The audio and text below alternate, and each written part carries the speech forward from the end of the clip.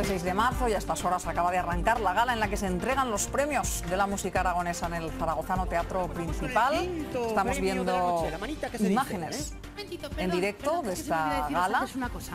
Sí, los favoritos, recordamos, son Bunbury, ausente en la gala, con 5 nominaciones, entre ellas Mejor Directo, Mejor Canción y Mejor Álbum. Compite en candidaturas con The Clejos Band, So High, le sigue los pasos. Quienes tienen premios seguros son Las Novias y La Ronda de Voltaña. Ya se han entregado, por cierto, la mayor proyección a Mercury Rex y Mejor DJ a Mr. Pendejo.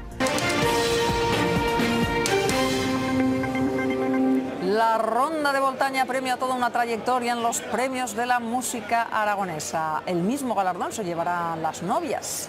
The Clejos Band están nominados a 5 categorías, las mismas que Bunbury. También hemos visto artistas como Pecker, KCO o So High.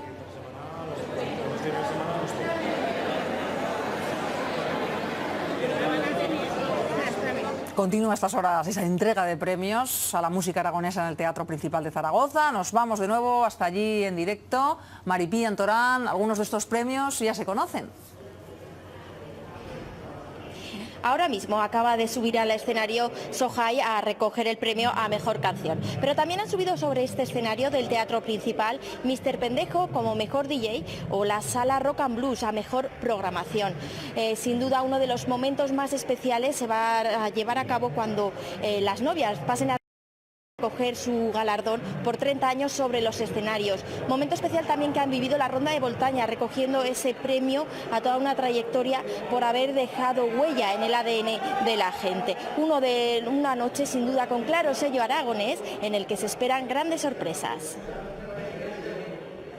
Nos hacemos mayores ya, pero muy contentos porque es el momento de reivindicar, ¿no? Una vez al año, como hacemos en esta gala, el que tenemos una música excelente, unos grupos extraordinarios, muchos de ellos girando por medio mundo y creemos que es importante el reconocerles y el que estén aquí.